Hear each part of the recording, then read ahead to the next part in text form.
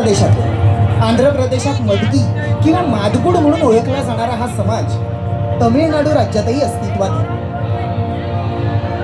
पोतराज हा शब्द मूळच्या द्रविड भाषेतील पोत्तुराजू या शब्दाचा मराठी अपभ्रंश. एखाद्या घरात जर का मूल जगत नसेल तर त्या घरातल्या पुढच्या बाळाला देवी आईच्या नावाने सोडलं जातं. बाळ देवी आईच्या नावाने सोडलं म्हणजे देवी आईच त्या बाळाचं रक्षण करणार, त्याचं संगोपन करणार, त्याची काळजी घेणार अशी यामागची श्रद्धा असते.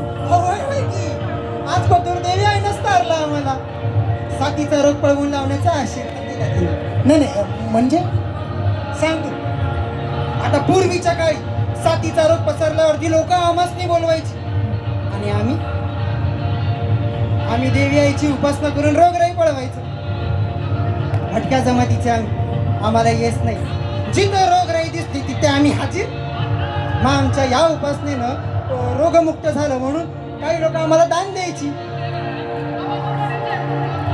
तेच दान भीक झालंय म्हणून मोठमोठाले डॉक्टर आले, दवाखाने आले. आता आम्हासनी कोण बोलवणार? नाही दादा, पण इथे लोकांचं पण बरोबर आहे ना. नाही म्हणजे साथीचे रोग म्हणजे किती भयंकर आजार आहे हो. त्यासाठी डॉक्टर, दवाखाने, औषधं तर हवीतच ना. हा, मग आम्ही पण लोकांना औषधच द्यायचो आणि लोकांना विश्वास असायचा रोगराई जाईल म्हणून. यात औषध कुठलं द्यायचं? श्रद्धेचं, विश्वासाचं.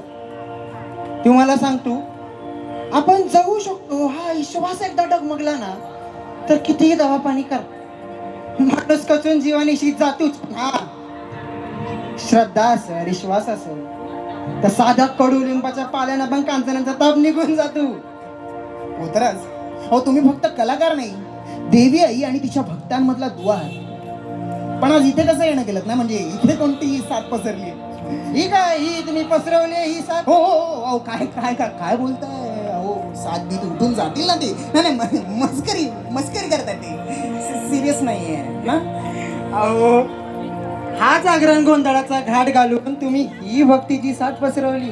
अच्छा अच्छा, हा. आणि ही भक्ती नसा नसात भिनावी म्हणून आलाय हा लखाबाईचा पोतराज तिच्या भेटीला.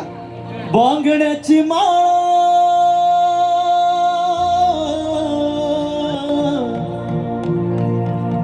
लिंबावानी डोळा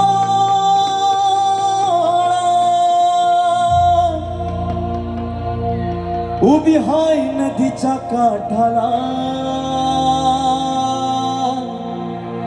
आई